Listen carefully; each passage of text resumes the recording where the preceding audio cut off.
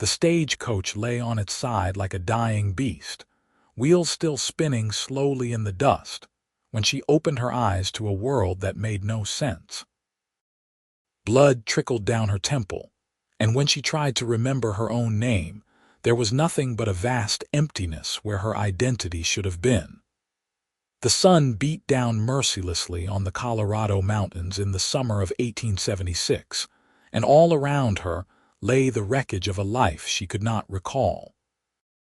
She pulled herself from the splintered wood, her dress torn and dusty, her hands shaking as she touched her face, her hair, searching for something familiar in her own body. Nothing came. No memory of boarding the coach, no recollection of where she had been going or where she had come from.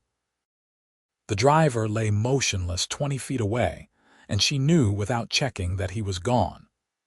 The horses had broken free and disappeared into the rocky terrain. Her legs wobbled as she stood, and she turned in a slow circle, taking in the desolate landscape. Mountains rose in the distance, their peaks still crowned with snow despite the summer heat. Pine trees dotted the hillsides, and a hawk circled overhead, its cry sharp and lonely. "Help!" she tried to call out, but her voice came as a hoarse whisper. Her throat was parched, her lips cracked. "Please, someone." She did not know how long she stood there, swaying in the heat, before she heard the sound of hoofbeats. Her heart lurched with hope and fear in equal measure. In this wild country, a stranger could be salvation or doom. The rider came around a bend in the rough mountain road, sitting tall in the saddle on a bay horse. He wore a dusty brown hat pulled low, a vest over a faded blue shirt, and chaps that had seen years of hard use. As he drew closer, she saw he was young, perhaps in his mid-20s, with sun-bronzed skin and dark hair that curled slightly at his collar. His face was angular, handsome in a rugged way, with eyes the color of whiskey in sunlight. He reined in his horse when he spotted the wreckage, his expression shifting from wariness to concern in an instant. He dismounted with practiced ease and approached her slowly, hands visible and open. "Madam," he said, his voice deep and gentle, "are you hurt bad?" She opened her mouth to answer, then found she did not know what to say. Was she hurt bad? Her head ached fiercely and her body felt bruised and battered, but she could stand, could move. "I don't know," she finally managed. I cannot remember." He came closer, close enough that she could see the concern etched in the lines around his eyes. "Cannot remember what happened. That is normal after a bad knock to the head. Come on, let us get you to some shade." "No," she said, and her voice broke. "I cannot remember anything. Not my name, not where I was going, not who I am." He stopped, studying her face with an intensity that made her want to look away, but she held his gaze, needing him to understand, to believe her. "Nothing at all?" he asked quietly. She shook her head, and the motion made the world spin. She stumbled, and suddenly he was there, his strong hands catching her elbows, steadying her. His touch was warm through the thin fabric of her sleeves. "Easy now," he murmured. "You have had a serious accident. Let us get you somewhere safe, and we will figure this out. My name is Blake Garrett. I have got a ranch about 5 miles from here, but Georgetown is closer, just over that ridge. Can you ride?" "I do not know," she admitted, hating the helplessness in her own voice. Blake studied her for a moment longer, then nodded as if making a decision. "We will go slow. Georgetown has a doctor, and maybe someone there will know who you are. That coach was coming from Denver, heading to Leadville, so you must have been on one route or the other." He guided her to his horse, a patient gelding that stood steady as Blake helped her into the saddle. Then he swung up behind her, one arm coming around her waist to hold her secure. She should have felt afraid, pressed against this stranger, but instead she felt only relief. He was solid and real in a world that had become incomprehensible. "Hold on," he said softly, his breath warm against her ear. The ride to Georgetown took less than an hour, though it felt both longer and shorter to her confused mind. Blake kept the horse at a gentle walk, one hand steady on the reins, the other remaining at her waist to keep her from falling. He spoke occasionally, his voice a low rumble she could feel through his chest pressed against her back. "Georgetown is a good town," he told her. "Growing fast since they found silver in these mountains. Lots of new people passing through, which means someone is bound to recognize you. And if not, well, we will figure out what to do next." "What if no one knows me?" she asked, voicing the fear that had been growing in her chest. "What if I am no one?" She felt him shift slightly behind her, his arm tightening just a fraction. "Everyone is someone," he said firmly.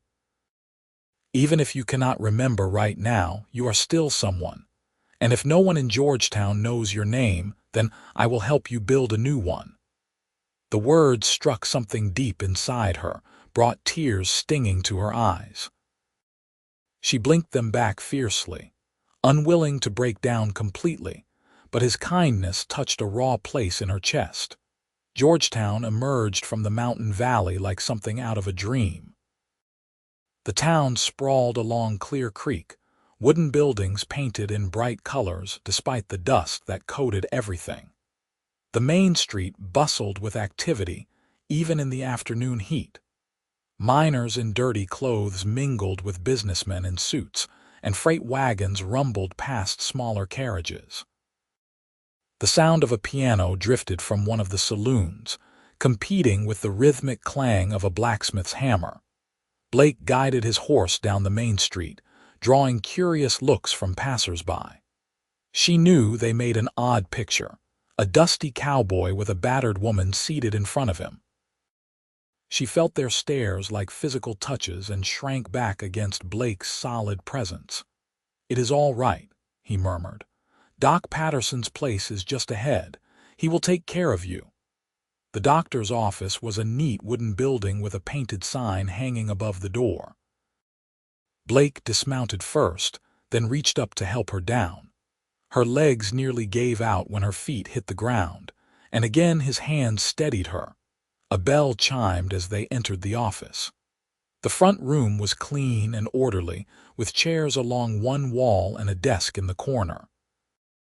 A gray-haired man in spectacles emerged from a back room, wiping his hands on a clean cloth. "Blake," the doctor said, surprise evident in his voice. Then his gaze shifted to her and his expression turned professional. "What happened?"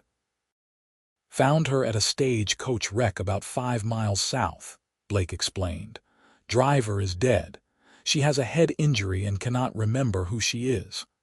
Dr. Patterson's eyebrows rose, but he simply nodded and gestured toward the back room. "Bring her through. Let me have a look." The examination room was small but well equipped. The doctor had Blake help her onto the examination table, then shooed him out. "Wait in the front room. This will not take long." Blake hesitated, his eyes meeting hers. She realized with a start that she did not want him to leave, this stranger who was her only anchor in a sea of confusion. But she nodded, and he stepped out, closing the door softly behind him. Dr. Patterson was thorough and gentle. He examined the cut on her temple, checked her pupils, asked her questions she could not answer. "Do you remember your name?" "No." "Do you know where you are from?" "No." "Do you recognize this town?" "No." "Can you remember anything before waking in the wreck?" "No, no, no." Finally, he sat back with a sigh. "You have a concussion, that much is certain. The memory loss could be temporary. Sometimes after a severe blow to the head, memories take time to return. Days, weeks, sometimes months." "And if they do not return?" she asked, her voice barely above a whisper. He looked at her with kind eyes. "Then you move forward. The mind is a mysterious thing. I have seen cases like this before, and everyone was different. Some patients remembered everything within hours. Others never fully recovered their past. But they built new lives, found happiness again." He paused. "You are lucky Blake found you. Not many men would take the trouble." After the doctor cleaned and bandaged her head wound, Blake paid him and led her back outside.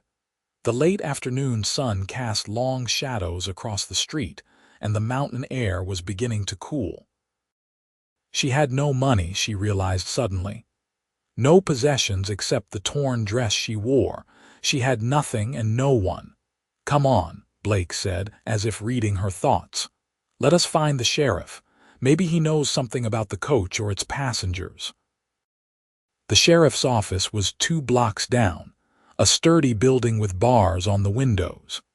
Sheriff Thomas Hartley was a thick-built man in his 40s with a handlebar mustache and sharp eyes. He listened to their story, asked the same questions the doctor had, and promised to send men to investigate the wreck and retrieve the driver's body. "I will wire the stagecoach company," he said. "See if they have a passenger list." But mail coaches do not always keep good records, especially if someone paid cash to ride. Could be days before we know anything. "What should she do in the meantime?" Blake asked. The sheriff shrugged. "Hotel, I suppose, though if she has no money."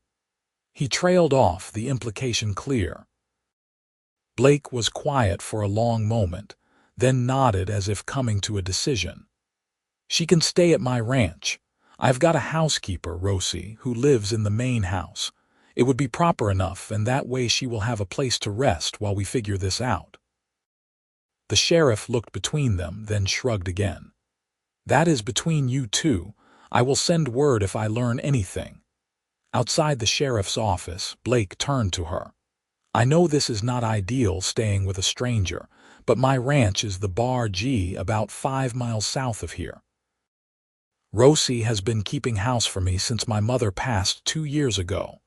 She is a good woman, protective as a mother hen.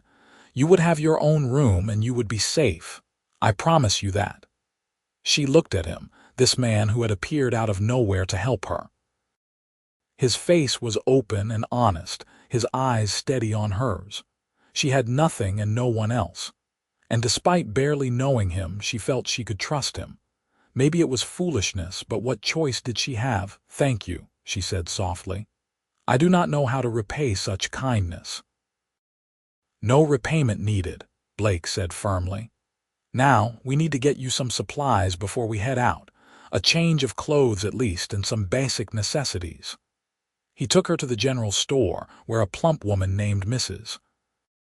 Hendricks helped select 2 simple dresses, a nightgown, undergarments, and toiletries. Blake paid for everything without comment, though she saw him count out coins carefully from a worn leather pouch. Money was not plentiful, she realized. He was sacrificing for her. "I will pay you back," she insisted as they left the store. "When I remember who I am, when I can access my funds, I will repay every cent." He just smiled, and something in that smile made her heart skip. "Let us not worry about that now. Come on, we should head out if we want to make it back before full dark." The ride to the Bar G ranch passed in comfortable silence. She sat in front of Blake again, and this time she was more aware of him, of the way his body moved with the horse's gait, of his arms secure around her waist. The setting sun painted the mountains in shades of gold and purple, and despite everything, she found a moment of peace in the beauty of the landscape.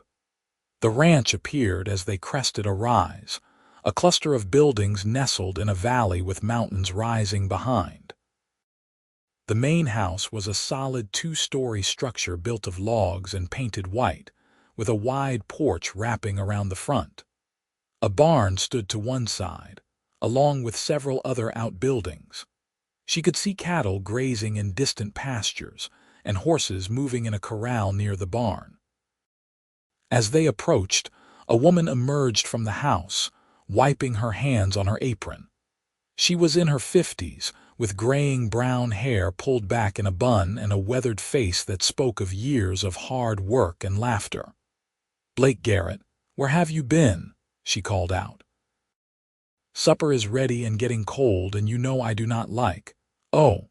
She stopped as she caught sight of the woman in the saddle. "Who is this?" Blake dismounted and helped her down. Rosie, this is. Well, that is part of the problem. I found her at a stagecoach wreck. She has lost her memory, cannot recall her name or anything about herself. I told her she could stay here while we sort things out. Rosie's expression shifted from surprise to concern to motherly determination in the space of seconds. She bustled forward, taking in the bandage on the woman's head and her dusty, torn clothing. Lord have mercy. You poor dear. Come inside right now. You need food and rest and a good bath. Blake, bring those packages inside. I will prepare the guest room. Before she knew it, she was swept into the house by Rosie's capable hands. The interior was clean and comfortable, with handmade furniture and colorful rugs on the wooden floors. Rosie led her upstairs to a small bedroom with a quilted bed, a wardrobe, and a window overlooking the mountains. You just sit right there, Rosie commanded, pointing to the bed. I will heat water for a bath and bring up some supper. You look half dead on your feet. She sat, suddenly overwhelmed by everything. The kindness of these strangers, the strangeness of her situation, the terrifying blankness where her life should have been. She pressed her hands to her face, trying to hold back tears. A soft knock at the door made her look up. Blake stood in the doorway, the packages from the store in his arms. He set them on the chair by the window, then lingered as if unsure whether to stay or go. Are you all right? He asked, and she could hear the genuine concern in his voice. I do not know, she admitted. I do not know what I am. I could be anyone, a good person or a bad one, married or single. A mother looking for her children or a criminal running from the law. How can you trust me when I do not even know who I am? Blake crossed the room and knelt in front of her so their eyes were level. His hands rested on his knees, and he looked at her with an intensity that made her breath catch. I will tell you what I see, he said quietly. I see a woman who survived something terrible, a woman with courage in her eyes even though she is scared, a woman who says thank you and please, who worries about repaying kindness. That tells me who you are, memory or no memory. The rest will come back or it will not. But right now, today, you are someone worth helping, and that is enough. The tears she had been holding back spilled over, and she was not sure if they were from sorrow or relief or gratitude. Blake reached up and gently wiped one away with his thumb, the gesture so tender it made her heart ache. Rest tonight, he said. Tomorrow we will start figuring out what to do next, but for now you are safe here. I give you my word. After he left, Rosie returned with a copper bathtub and buckets of hot water. She helped her bathe and wash the dust and blood from her hair, chattering all the while about the ranch and Blake and life in the mountains. The hot water soothed her aching muscles, and Rosie's constant stream of talk was oddly comforting. Blake is a good man, Rosie said as she helped rinse her hair. Took over this ranch when his father died 5 years ago.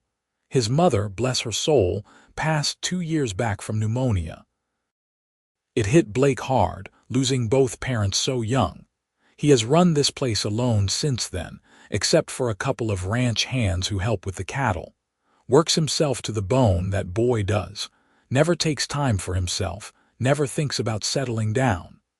She paused, giving her a knowing look. Needs someone to take care of him, if you ask me. After the bath, dressed in a clean nightgown, she ate the supper Rosie brought up on a tray.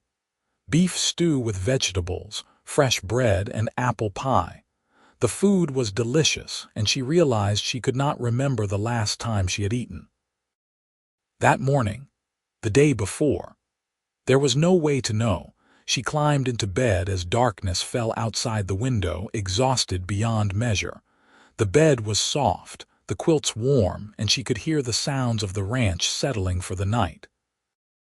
Cattle lowing in the distance, horses nickering in the barn, the wind sighing through the pines.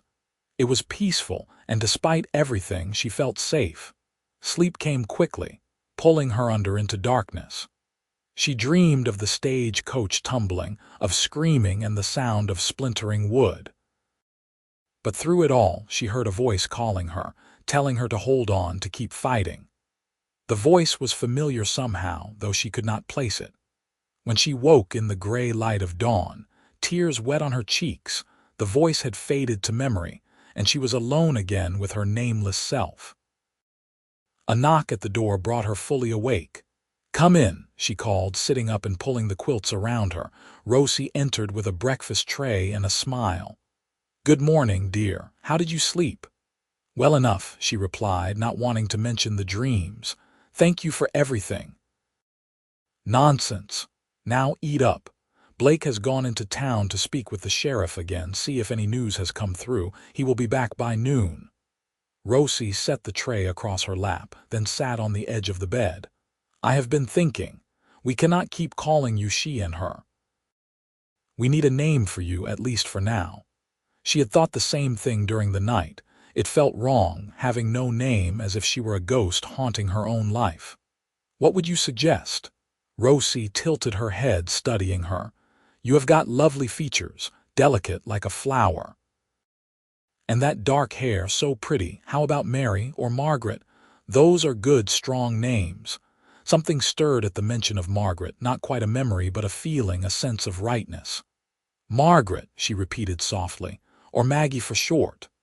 "Maggie," Rosie said, testing it out. "I like it. It suits you." "Well then, Miss Maggie, welcome to the Bar G Ranch. Now eat your breakfast before it gets cold." After breakfast, Rosie helped her dress in one of the new dresses, a simple blue cotton with buttons up the front. It fit reasonably well, though it was a bit loose in places. "You have lost weight from the accident, I reckon," Rosie said. "We will fatten you up with good food." Maggie went downstairs, drawn by the smell of coffee and the bright sunshine streaming through the windows.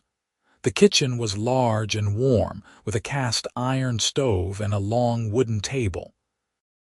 Through the window, she could see the ranch spreading out before her, mountains rising in the distance. "Would you like some coffee?" Rosie offered, already pouring a cup. "Then I will show you around. Keep you busy while we wait for Blake." The ranch was impressive. Rosie showed her the barn, where horses whinnied in their stalls and barn cats prowled for mice. The chicken coop, where hens clucked and scratched at the ground. The vegetable garden behind the house, where tomatoes and beans and squash grew in neat rows. Everything was well maintained, organized, the product of hard work and dedication.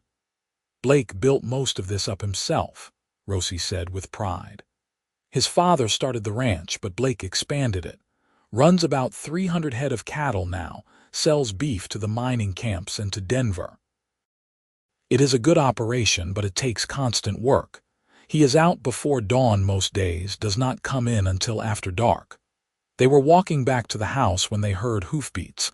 Blake rode in, his expression grim. Maggie's heart sank.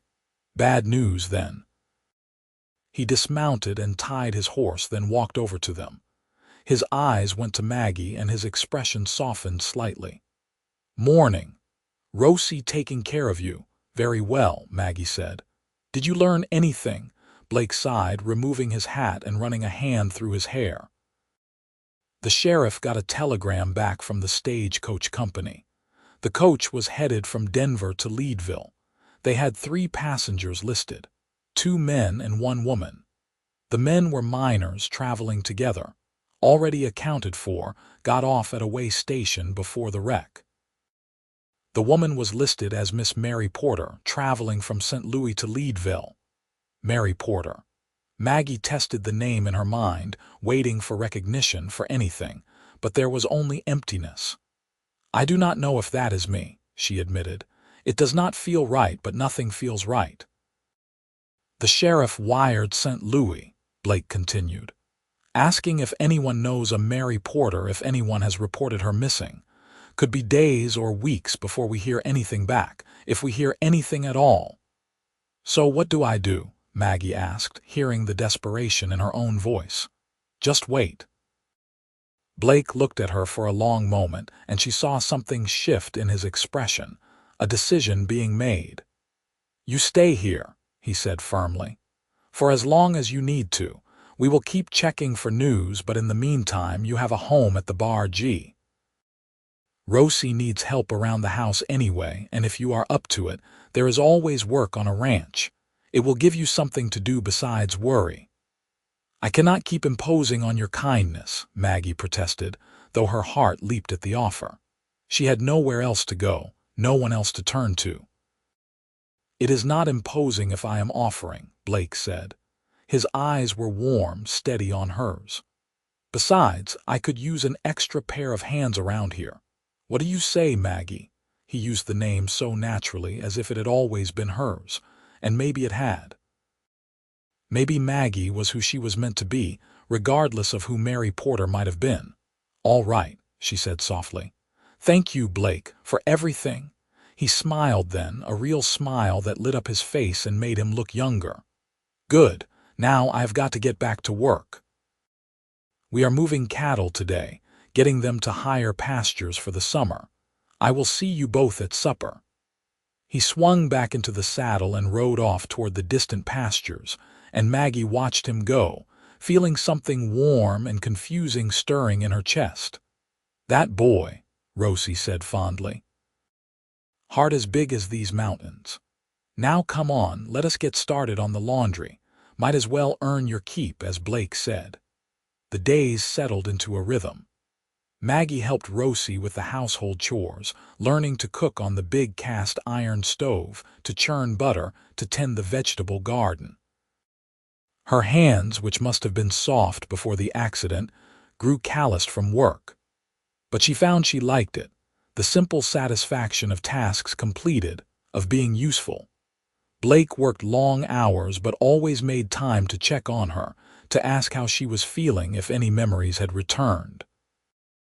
They would talk in the evening sometimes, sitting on the porch as the sun set behind the mountains. He told her about the ranch, about his parents, about growing up in these mountains. She listened, hungry for stories, for connection. "My father came out here in '59, Blake said one evening, his voice quiet in the gathering dusk. "Part of the Pikes Peak gold rush. He did not find gold, but he found something better. This land.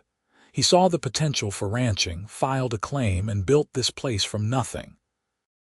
Met my mother in Denver, married her, and brought her out here. She was a city girl, not used to ranch life, but she adapted. Learned to love it, she said. It must have been hard for her," Maggie observed. "Leaving everything she knew," Blake nodded. "It was. But she always said that home is not a place, it is the people you are with. As long as she had my father, she was home." He glanced at her, and in the fading light, his eyes were dark and intense. "I think she was right. Home is not about remembering where you came from. It is about finding where you belong." His words settled into her heart, taking root. She thought about them often in the following days as she worked alongside Rosie, as she learned the rhythms of ranch life. Maybe Blake was right. Maybe it did not matter who Mary Porter had been. Maybe what mattered was who Maggie was becoming. 2 weeks after the accident, the sheriff rode out to the ranch. Maggie was in the garden pulling weeds when she saw him coming up the road. Her heart began to pound. News, finally, about who she was, where she had come from. Blake came out of the barn and they all gathered in the yard. Sheriff Hartley dismounted, his expression unreadable. "Got word back from St. Louis," he said without preamble. "No one there knows a Mary Porter. Checked with the local authorities, the church registries, even the newspapers. No missing persons reports, no family looking for her. It is like she never existed." Maggie felt the ground shift beneath her feet. "How is that possible?" "Could be a false name," the sheriff said. "People traveling west often use them, especially if they are running from something. Could be you had your reasons for wanting to start fresh." He paused. "Or could be the stagecoach company got their records wrong. Either way, we have hit a dead end. I will keep the case open, send out more inquiries, but I will be honest with you, miss. The chances of finding out who you were are getting slim. After the sheriff left, Maggie walked away from the house, needing to be alone. She found herself at the edge of the pasture, leaning against the fence rail, staring out at the mountains. The sun was high and hot, and the air smelled of grass and cattle and earth. She heard footsteps behind her and knew without turning that it was Blake. He came to stand beside her, his presence solid and comforting. "I do not know whether to be relieved or terrified," Maggie said quietly. "If Mary Porter was a lie, then who was I, and why was I running?" "Maybe you were not running," Blake said. "Maybe you were just starting over. Lots of people come west for that. A new beginning, a chance to be someone different. But what if I was someone terrible? What if I hurt people or stole or did something unforgivable?" Blake turned to face her, his hand coming up to gently grip her shoulder. "Maggie, I have been watching you these past 2 weeks. I have seen how you work, how you treat Rosie, how you care for the animals. I have seen your kindness and your courage. Whatever you might have been before, that is who you are now, and that is a good person. I would stake my life on it." She looked up at him, at the earnestness in his face, and felt something crack open in her chest. Without thinking, she reached up and covered his hand with her own. "Thank you," she whispered, "for believing in me when I cannot believe in myself." They stood like that for a long moment, connected by touch and understanding. Then Blake cleared his throat and stepped back, his hand falling away, leaving her feeling strangely bereft. "We should get back," he said, his voice slightly rough. "Rosie will have lunch ready." But something had shifted between them, Maggie realized as they walked back to the house. Something deeper than friendship, warmer than simple kindness. She caught him watching her sometimes, his gaze lingering before he looked away. And she found herself aware of him constantly, of where he was, what he was doing, the sound of his voice and his laugh. It was dangerous, she told herself. She had no right to develop feelings for Blake when she did not even know who she was. But the heart, she was discovering, did not listen to logic. As summer deepened, Maggie became more confident in her role at the ranch. She learned to ride, Blake teaching her with patience and encouragement. The first time she sat on a horse alone, feeling the power of the animal beneath her and the wind in her hair, she laughed with pure joy. Blake, watching from his own mount, smiled so broadly she thought her heart might burst. She learned to help with the cattle, riding out with Blake, and his ranch hands to check on the herd in the high pastures. The work was hard but satisfying, and she loved being out in the mountains, surrounded by wild beauty. The ranch hands, 2 grizzled cowboys named Pete and Sam, treated her with respect and friendly humor, accepting her as one of the crew. Rosie taught her to bake bread, to preserve vegetables, to sew and mend. In the evenings, the 4 of them would sit on the porch, and Pete would play his harmonica while Sam told tall tales about his days as a young cowboy. They were a family of sorts, cobbled together from different pieces but fitting together nonetheless.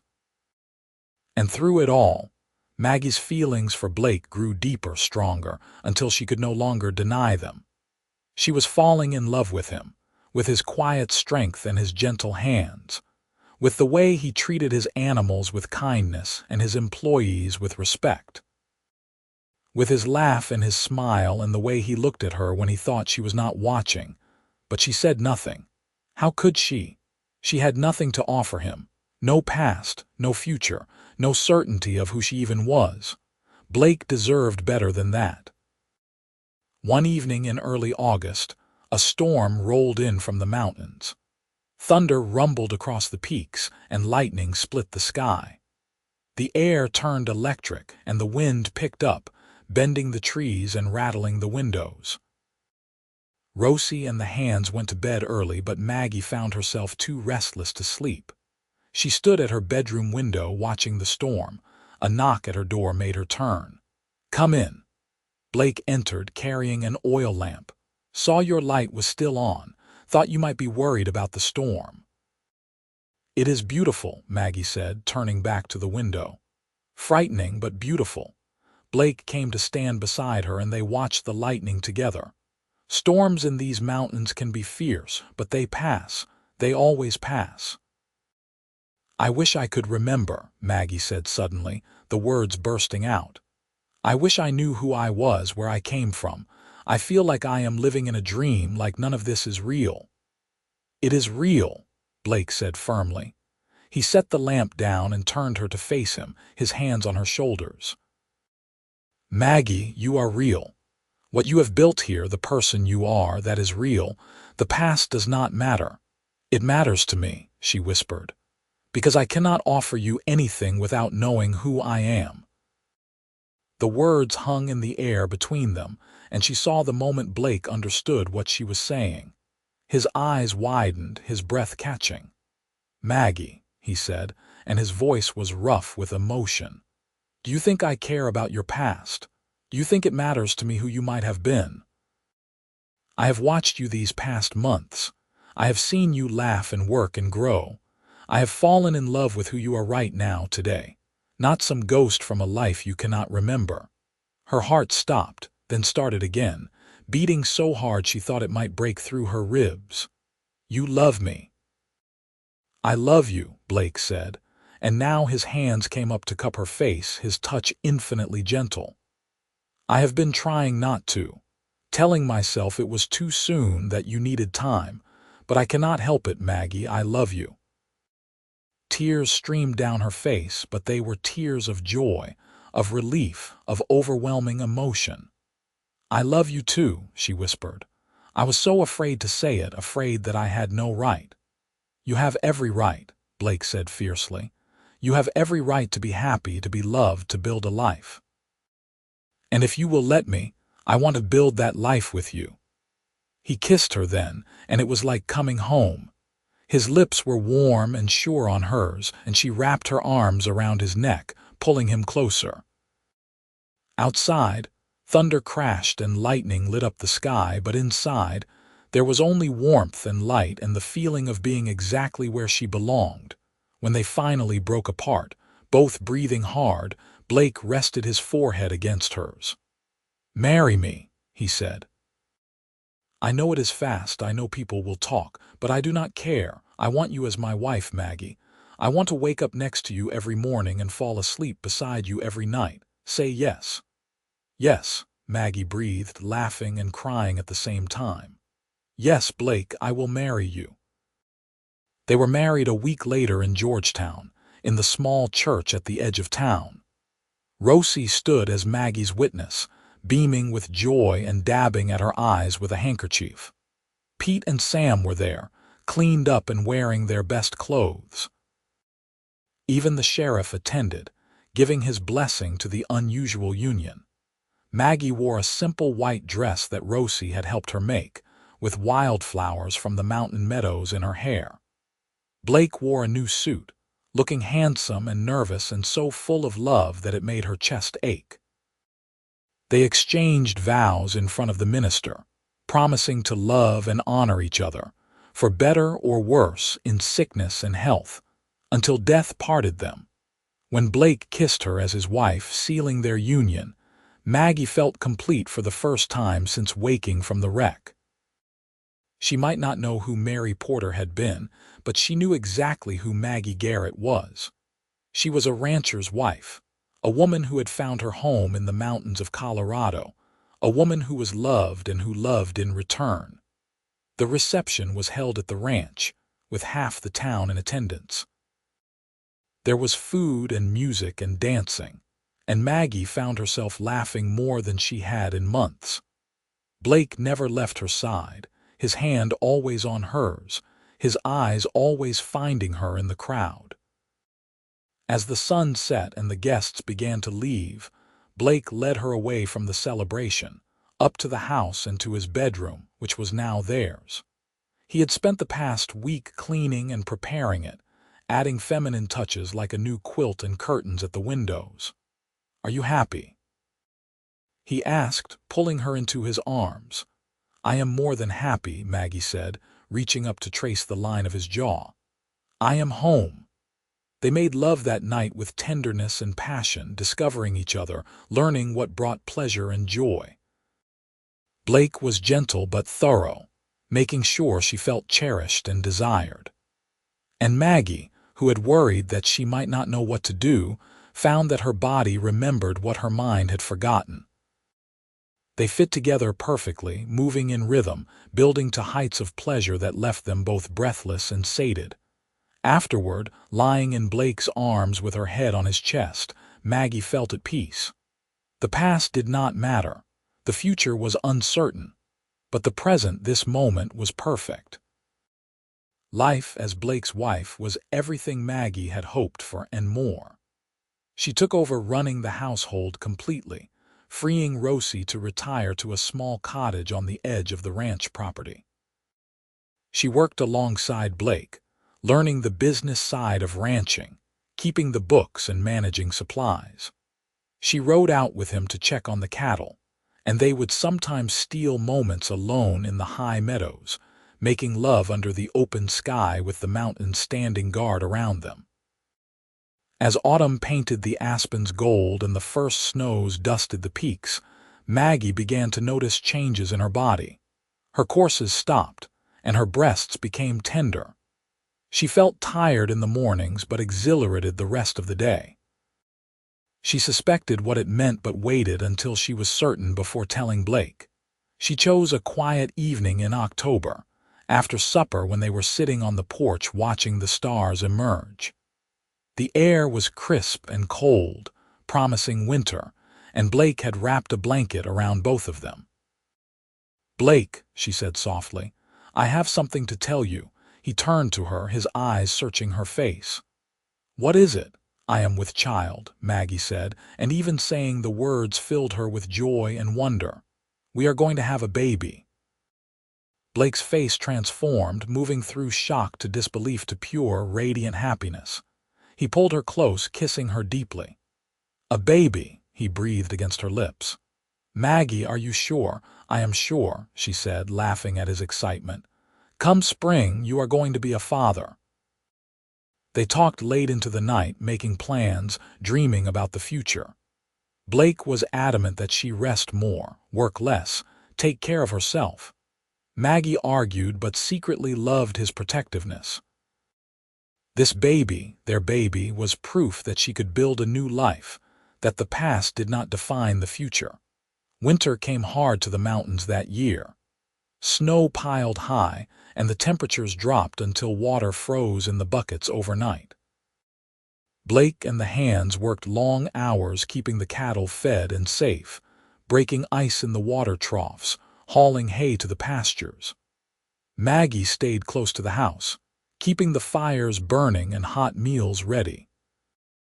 It was during a particularly fierce blizzard in January that the past finally caught up with her. Maggie was in the kitchen, kneading bread dough, when she heard horses outside. She looked out the window and saw 3 riders approaching through the snow. Something about them made her uneasy, though she could not say why. Blake was out in the barn, so Maggie answered the door herself when they knocked. The 3 men were bundled against the cold, but when they removed their hats, she saw hard faces and calculating eyes. "Help you?" Maggie asked, keeping the door mostly closed. "We are looking for someone," the lead man said. He was middle-aged with graying hair and a scar across his cheek. "A woman who was on a stagecoach that wrecked last summer. Name of Mary Porter. You hear anything about that?" Maggie's heart began to race, but she kept her voice steady. "Why are you looking for her?" "That is our business," the man said, his eyes narrowing. "But I will tell you this. Mary Porter stole something from us, something valuable, and we aim to get it back." Before Maggie could respond, Blake appeared from the barn, alerted by the sound of voices. He walked up behind the men, his presence commanding despite the fact that he was outnumbered. "Can I help you, gentlemen?" Blake asked, his voice polite but with an edge of steel. The scarred man turned, sizing Blake up. "Just asking about a missing woman. Mary Porter, Coach wreck last summer. I know about the wreck," Blake said carefully. "What is your interest in it?" "She stole from us," the man repeated. "A large sum of money. We tracked her to Denver, found out she bought passage on that coach. Then we lost her trail. But we know she survived the wreck, and we know she is around here somewhere." Blake's expression did not change, but Maggie saw his hand drift toward the gun at his hip. "Even if this Mary Porter was around here, what makes you think she still has your money? Coach wreck like that, everything would have been scattered or stolen." The man smiled, and it was not pleasant. "Then we will take it out of her hide. One way or another she will pay what she owes." "I think you should leave," Blake said quietly, and there was no mistaking the threat in his voice now. "You are trespassing on my land." The three men exchanged looks. They were clearly weighing whether to push the issue or back down. Finally, the scarred man shrugged. "We will be in Georgetown for a few more days. If you hear anything about Mary Porter, you let us know. There is a reward for information." They mounted their horses and rode off into the snow, and Maggie sagged against the doorframe, her legs suddenly weak. Blake was there in an instant, supporting her, guiding her inside to a chair. "It is all right," he murmured. "They are gone." "Blake," Maggie whispered, "what if I did steal from them? What if Mary Porter was a thief?" "Then Mary Porter had her reasons," Blake said firmly. "And even if she did steal, that is not who you are now. You are Maggie Garrett, my wife, the mother of my child. That is what matters." But Maggie could not shake the fear that had taken root in her chest. What if the men came back? What if they found out she was Mary Porter? What if they tried to hurt Blake or the baby to get to her? That night, unable to sleep, Maggie lay awake beside Blake, thinking. Somewhere in her mind, locked behind walls of forgotten memory, was the truth. Who was Mary Porter? Why had she been on that coach? What had she done? She closed her eyes and tried to remember, pushing against the blankness. For the first time since the accident, she did not shy away from the emptiness but dove into it, searching desperately for anything that might help. And slowly, like dawn breaking, fragments began to emerge. Not memories exactly, but impressions. Feelings. Fear, desperation. Running. She had been running from something, someone. Not because she had done something wrong, but because something wrong had been done to her. More impressions came faster now. A man's face twisted with anger. Hands gripping her arms, bruising. A voice shouting, "You belong to me." Terror flooding her veins. Grabbing what she could and fleeing in the night. Money, yes, but her money. Money she had earned, saved. Money he had tried to take from her. Maggie sat up in bed, gasping. Blake woke instantly, reaching for her. "What is wrong?" "I remember," Maggie breathed. "Not everything, not clearly, but enough. Blake, I think Mary Porter was running from someone. A man. I think he hurt her, controlled her. She took money that was hers and fled. Those men, they are working for him, looking for her." Blake pulled her close, his arms protective around her. "Then we will not let them find you. You are safe here, Maggie. I will not let anyone hurt you." But Maggie knew it was not that simple. If those men suspected she was Mary Porter, they would be back. And next time, they might not be so easily deterred. The next morning, Blake rode into Georgetown to speak with the sheriff. Maggie wanted to go with him, but he insisted she stay at the ranch with Pete and Sam to watch over her. She spent the day pacing, worrying, jumping at every sound. When Blake returned at dusk, he had news. The sheriff looked into those men. They are hired guns, working for a man named Richard Porter from St. Louis. He filed a report claiming his wife stole from him and ran off. The sheriff says Richard Porter has a reputation for violence, has been arrested twice for assault but never convicted. His wife, Maggie whispered. "I was married to him." If you were, you are not anymore, Blake said firmly. You are married to me now. And the sheriff agrees that even if you were once Mary Porter, you had every right to leave a violent man. Taking your own money is not theft. But those men do not care about rights or the law, Maggie said. They will come back, Blake, and when they do, people could get hurt. Blake took her hands, his grip strong and reassuring. Then we will be ready for them. I will not let them take you, Maggie. I promise you that. 2 days later, the 3 men returned. This time, they did not bother with pleasantries. They rode straight up to the ranch house, guns drawn, demanding that Blake hand over Mary Porter.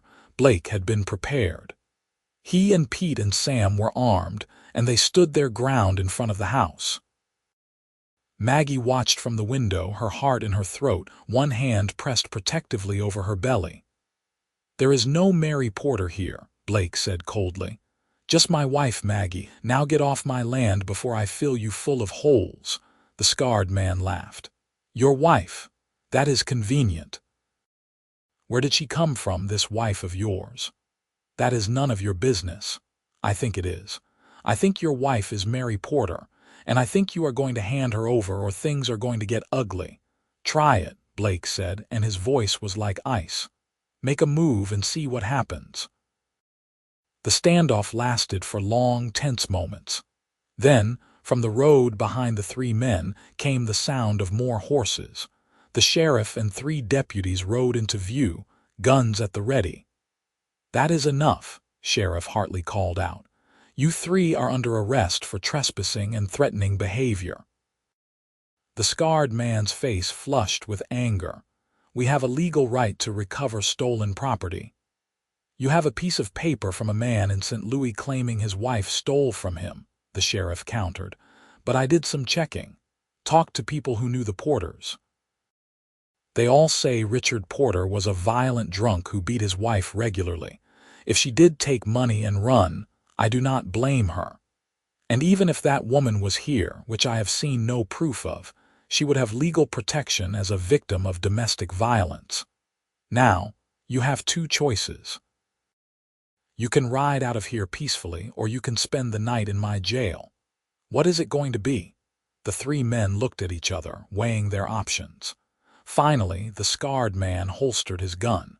We will leave. But you tell that woman, whoever she is, that Richard Porter does not give up. He will keep looking. You tell Richard Porter that Colorado is a long way from St. Louis, the sheriff said, and accidents happen to men who come west looking for trouble. The 3 men rode off, and the tension drained from the air. Blake holstered his own gun and turned to the sheriff. Thank you, Tom. I owe you. Just doing my job, the sheriff said. But Blake, you should know. Those men might come back, or Porter might send others. If your wife was Mary Porter, she might never be truly safe. That night, Blake and Maggie talked long into the night about what to do. The fragmented memories Maggie had recovered painted a picture of a young woman trapped in an abusive marriage, a woman who had gathered her courage and her savings and fled for her life. Mary Porter had been brave, desperate, terrified, and she had survived. I do not want to be Mary Porter anymore, Maggie said quietly. That woman suffered so much. I want to be Maggie Garrett, a woman with a future instead of a past. Then that is who you are, Blake said, pulling her close. And if Porter or anyone else comes after you, they will have to go through me. But Maggie knew she could not hide forever. She could not spend her life looking over her shoulder, waiting for violence to find her. There had to be a way to end this, to close the door on Mary Porter once and for all. The answer came from an unexpected source.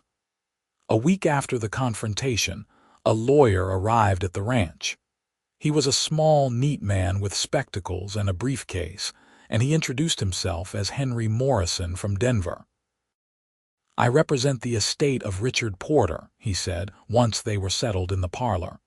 Mr. Porter died 3 weeks ago in St. Louis, drank himself to death, according to the doctors. Maggie felt a strange mix of emotions. Relief, certainly. but also sadness for the waste of a life, for whatever had twisted Richard Porter into a violent man. "Why are you here?" she asked. "Because before he died, Mr. Porter wrote a new will. He left everything to his estranged wife, Mary Porter. The house, his business interests, a considerable sum of money, but there was a condition. The will stated that if Mary Porter could not be found, the estate would go to his brother." "I do not want his money," Maggie said immediately. "That is your choice," Mr. Morrison said. "But I must ask, are you Mary Porter?" Maggie looked at Blake, who squeezed her hand encouragingly. Then she turned back to the lawyer. "I was, once, but I am Maggie Garrett now. Mary Porter died in that stagecoach wreck. She does not exist anymore." Mr. Morrison studied her for a long moment. "I suspected as much when I heard about the wreck and the woman with no memory. Mrs. Garrett, you have a legal right to that estate. The money and property are yours. I told you I do not want it, perhaps not, but consider this. If you refuse to claim the estate, Richard Porter's brother will inherit. From what I have learned, he is very much like his brother, violent, controlling. The money will go to perpetuate more harm, but if you claim it, you can do something good with it. Help other women in situations like yours was. Start a charity, a sanctuary. Turn something ugly into something beautiful." Maggie had not thought of it that way. She looked at Blake again, and he nodded slowly. "It is your choice," he said, "but the lawyer has a point. You could help a lot of people." In the end, Maggie agreed to claim the estate. It took months of legal work, providing proof of her identity through testimony from the stagecoach company, the sheriff, and others who could piece together the trail of Mary Porter from St. Louis to Colorado. But finally, the estate was settled, and Maggie found herself in possession of a substantial fortune. True to her word, she used the money to establish a charity for women fleeing abusive situations. She called it the New Name Foundation, in honor of her own journey from Mary Porter to Maggie Garrett. The foundation provided shelter, legal assistance, and financial support to help women start new lives. It was work that gave Maggie purpose and pride, and it helped heal the wounds that Mary Porter had carried. Spring came to the mountains with a riot of wildflowers and the return of green to the meadows. And with spring came the birth of Maggie and Blake's first child, a daughter they named Rose, after the woman who had helped welcome Maggie into her new life. Holding her daughter for the first time, Maggie wept with joy. Rose was perfect, tiny and pink with a shock of dark hair. Blake sat beside them on the bed, his arm around Maggie, his finger gently stroking Rose's cheek. "She is beautiful," he whispered, his voice thick with emotion. "Just like her mother, she is ours," Maggie said, marveling at the tiny life they had created. A new beginning. As Rose grew, so did the ranch and the foundation. Maggie divided her time between her family and her charitable work, finding fulfillment in both. Blake was a devoted father, patient and loving, teaching Rose to ride before she could barely walk. 2 years after Rose was born, Maggie gave birth again, this time to twin boys they named Benjamin and William. The house was full of noise and laughter, of children running and playing. Rosie, who had become like a grandmother to the children, helped care for them, her face perpetually wreathed in smiles. Life was not always easy. The ranch faced hard winters and dry summers, sick cattle and low prices. The foundation struggled with funding, and with the constant need to help more women than they had resources for. But through it all, Maggie and Blake faced everything together, their love growing deeper and stronger with each passing year. On their 10th wedding anniversary, Blake took Maggie up into the mountains, to a meadow high above the ranch where wildflowers carpeted the ground, and the peaks rose all around like sentinels. They left the children with Rosie and Pete and rode up alone, just the two of them and the vast beauty of the wilderness. They spread a blanket and ate a simple picnic, bread and cheese and wine. Afterward, they lay side by side, looking up at the endless blue sky, hands entwined. "Do you ever think about what might have been?" Blake asked quietly. "If I had not found you that day, if you had remembered who you were right away." Maggie considered the question. She thought about Mary Porter sometimes, about the frightened woman who had fled into the night. She wondered if Mary would have been proud of what Maggie had become. "I think everything happened exactly as it was meant to," she finally said. "That wreck destroyed Mary Porter, but it gave birth to Maggie Garrett, and Maggie Garrett is who I was always supposed to be." Blake turned on his side, propping himself up on one elbow to look down at her. His hair was longer now, threaded with a few strands of silver. There were lines around his eyes from years of squinting into the sun. But to Maggie, he was more handsome than ever. "I love you," he said simply. "I have loved you from the moment I saw you standing in that wreckage, lost and afraid but still standing. I will love you until my last breath." "And I love you," Maggie said, reaching up to cup his face. "You gave me a new name, a new life, a new chance at happiness. You gave me everything." They made love there in the meadow, gentle and passionate, their bodies knowing each other intimately after 10 years of marriage. Afterward, wrapped in each other's arms with the mountains standing guard around them, Maggie felt complete. The past no longer haunted her. Mary Porter was at peace. And Maggie Garrett had found exactly where she belonged. The years continued to pass, each one bringing new joys and challenges. Rose grew into a beautiful young woman with her mother's determination and her father's kind heart. She took over much of the work with the foundation, traveling to other cities to set up new shelters and programs. Benjamin and William grew tall and strong, working the ranch alongside their father, learning the business that would one day be theirs. Maggie and Blake grew older together, their love weathering time and hardship. They sat on the porch in the evenings, watching the sun set behind the mountains they had come to call home. Sometimes Blake would play the guitar he had learned to play in his 50s, and Maggie would sing, her voice still clear and sweet. One evening, 30 years after that fateful stagecoach wreck, their children and grandchildren gathered at the ranch for a celebration. It was Maggie and Blake's anniversary, and the whole family had come to honor them.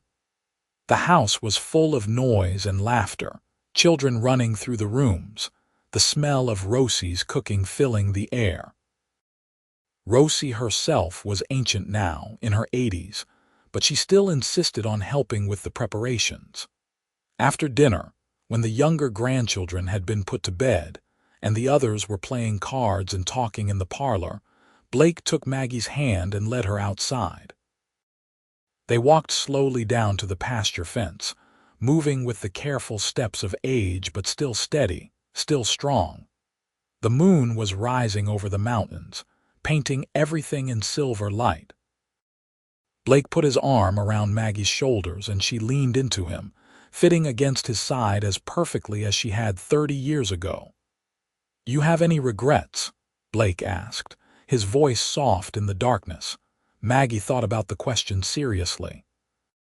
She thought about Mary Porter, about the life that woman might have lived if things had been different. She thought about the road not taken, the memories that would never return. But when she looked at what she had built, the family she had raised, the women she had helped, the love she had known, she could not regret anything. "Not a single one," she said firmly. "This life, this family, this love, it is everything I could have ever wanted. You kept your promise, Blake. You helped me build a new name, a new life, and it has been more beautiful than I could have ever imagined." Blake kissed the top of her head, his lips lingering in her hair.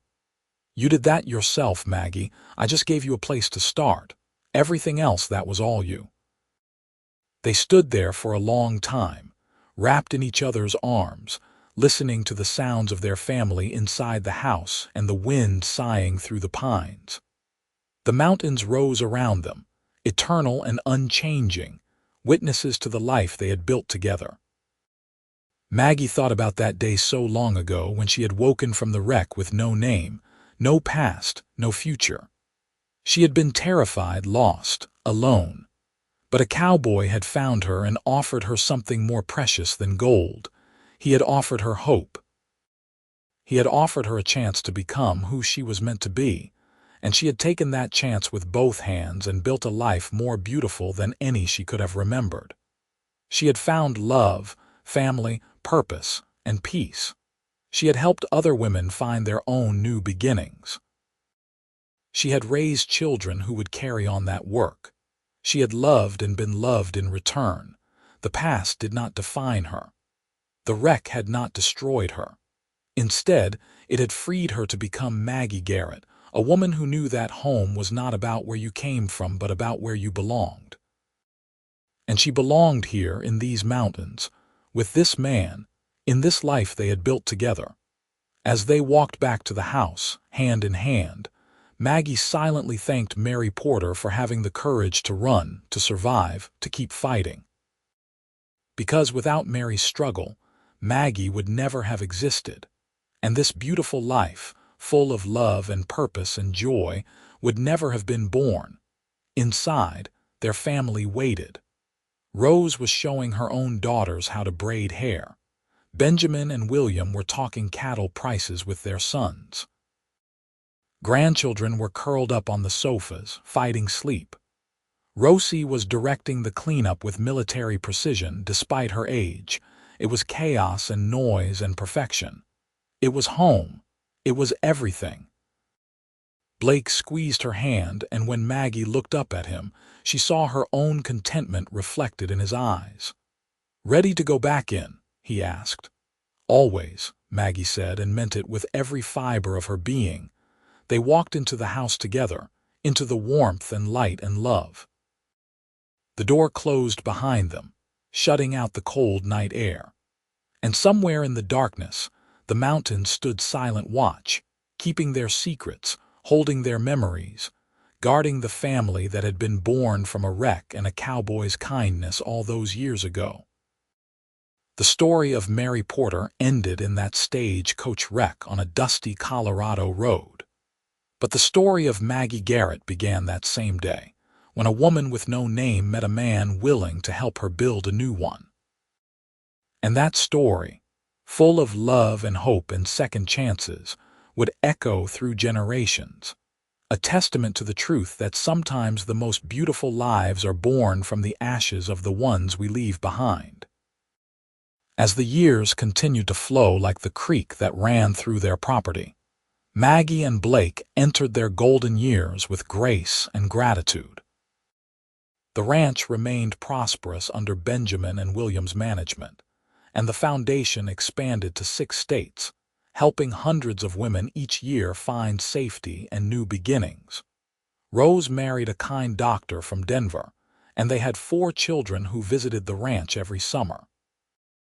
Benjamin married a rancher's daughter from Wyoming, practical and strong, who fit into the family as if she had always been there. William married a teacher from Georgetown, a gentle soul who taught their children to read before they started school. Maggie became a grandmother many times over, and she treasured each grandchild as a miracle. She told them stories as they sat on her lap on the porch, stories about courage and hope and starting over. She never told them about Mary Porter, about the woman she had been before. That was a secret she and Blake kept, a memory that belonged to them alone. But she did tell them about the importance of kindness, about how a single act of compassion could change a life.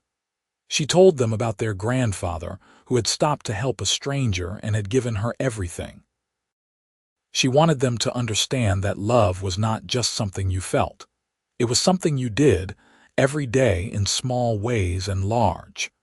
Blake remained the strong, steady presence he had always been. He still worked the ranch, though now he supervised more than he labored. He taught his grandsons to rope and ride, to read the weather and understand the cattle.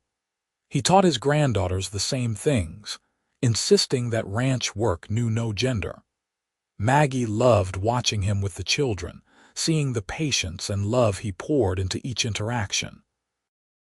On quiet mornings, before the household woke, Maggie and Blake would sit together on the porch with their coffee, watching the sunrise paint the mountains in shades of pink and gold. These were Maggie's favorite moments, when it was just the two of them and the vast silence of the wilderness. They did not always talk. Sometimes they just sat, hands clasped, content in the presence of the person who knew them best in all the world. "I have been thinking," Blake said one such morning when they were both in their 70s, "about what happens after." Maggie looked at him, seeing the lines time had carved into his beloved face. "After what? After we are gone. I want to make sure the foundation continues. That Rose has everything she needs to keep it running. I have been working with the lawyer to set up a trust, something that will fund it in perpetuity." Maggie's eyes filled with tears, but they were tears of love, not sadness. "You are still taking care of me." "Always," Blake said, lifting her hand to his lips, "until my last breath and beyond." They made arrangements together over the following months. The foundation was secured with a substantial endowment. The ranch was divided fairly among their children, with provisions that it would stay in the family. They updated their wills, made sure their affairs were in order. It was not morbid work, but rather a final act of love, ensuring that what they had built would outlast them. Rosie passed away peacefully in her sleep at the age of 87, and they buried her on a hillside overlooking the ranch. Maggie spoke at the service, thanking the woman who had welcomed her into this life with open arms and a kind heart. The whole family came to pay their respects, and Maggie realized that the family Rosie had helped build now numbered in the dozens. 2 years later, Blake fell ill. It started as a persistent cough that would not go away, and the doctors in Denver diagnosed pneumonia. He recovered from that bout but never quite regained his full strength. He began to slow down, to tire more easily. Maggie knew what was coming, though neither of them spoke of it directly. On a clear autumn day, with the aspens blazing gold on the mountainsides, Blake asked Maggie to ride up to their meadow one last time. She was frightened, knowing he was not strong enough for such a journey, but she could not deny him. They rode slowly, taking frequent rests, and it took most of the day to reach the meadow that had once been an easy ride. But when they arrived, Maggie understood why he had insisted. The meadow was at its most beautiful, the late afternoon sun gilding everything, the mountains rising majestic and eternal all around. They dismounted carefully, and Blake spread a blanket with movements that showed his age and weakness. They lay down together as they had so many times before, looking up at the endless sky. Blake's hand found hers, his grip not as strong as it once was but still warm, still there. "This is where I want to be," Blake said quietly. "Here with you, in the place where we have been happiest." "I am not ready to leave you, Maggie. I will never be ready. But if I must, I want this to be my last memory. You and me in these mountains." "You are not leaving me," Maggie said fiercely, tears streaming down her face. "Not yet. We have more years, Blake, more sunsets, more moments." "We have had a lifetime," Blake said, turning his head to look at her. "And what a lifetime it has been. I have loved you for 43 years, Maggie Garrett, and I will love you beyond that wherever I go. You are the best thing that ever happened to me. Finding you that day, it was like finding the other half of my soul." "You saved me," Maggie whispered. "No," Blake said, reaching up to touch her face. "You saved yourself. I just gave you a hand up. Everything else, that was all you. Your courage, your strength, your capacity for love. You built yourself from nothing into this amazing woman. I am so proud of you, So grateful I got to be part of your story." They stayed in the meadow until the sun set and the first stars appeared. Then, with great difficulty, they rode back down to the ranch. Blake was exhausted, could barely stay in the saddle. Maggie rode beside him, terrified he would fall, but he made it home through sheer force of will. Blake lingered for another 3 months. The whole family came to say goodbye. He held each grandchild, spoke to each child, made sure they knew how much he loved them. He extracted promises from Benjamin and William to take care of the ranch, from Rose to continue the foundation's work. He told them all stories about their grandmother, about the courageous woman he had married, about the life they had built together. On a cold January morning, with snow falling soft outside the window, Blake slipped away. Maggie was beside him, holding his hand, whispering that she loved him, that she would see him again. His last words were her name, spoken with such love that it broke and healed her heart all at once. The funeral was held on a clear winter day, and it seemed like half of Colorado attended. Blake had touched so many lives, helped so many people. They buried him next to Rosie, on the hillside overlooking the ranch, where he could watch over the land and the family he loved. Maggie thought she would break from the grief. The loss was staggering, a hole torn in the fabric of her existence. She had spent more than 4 decades waking up next to Blake, and now the bed was empty, the house too quiet. She did not know how to be Maggie Garrett without Blake Garrett beside her. But she had her children and grandchildren, and they rallied around her. They made sure she ate, that she rested, that she did not sink into despair. And slowly, painfully, Maggie learned to live with the loss, not to get over it, never that, but to carry it, to let it become part of her rather than all of her. She found comfort in routine. She still rose early, still sat on the porch with her coffee, still watched the sunrise paint the mountains. She imagined Blake beside her, could almost feel his hand in hers. She talked to him sometimes, telling him about the grandchildren, about the ranch, about the foundation. She believed he could hear her, that some part of him remained close. She threw herself into the foundation's work, traveling when her health allowed, speaking at events, raising funds. The work gave her purpose, reminded her that she could still make a difference. So many women came through the foundation's doors, frightened and hurting and looking for hope. Maggie knew exactly how they felt, and she could give them what Blake had given her all those years ago. Belief that they could build a new life, that the past did not have to define the future. 5 years after Blake's death, the foundation celebrated its 50th anniversary. There was a large gala in Denver, with politicians and donors and women who had been helped by the organization over the years. Maggie, now in her late 70s, was the guest of honor. She walked to the podium slowly, leaning on a cane but still dignified, still strong. 50 years ago, she began, her voice carrying through the ballroom.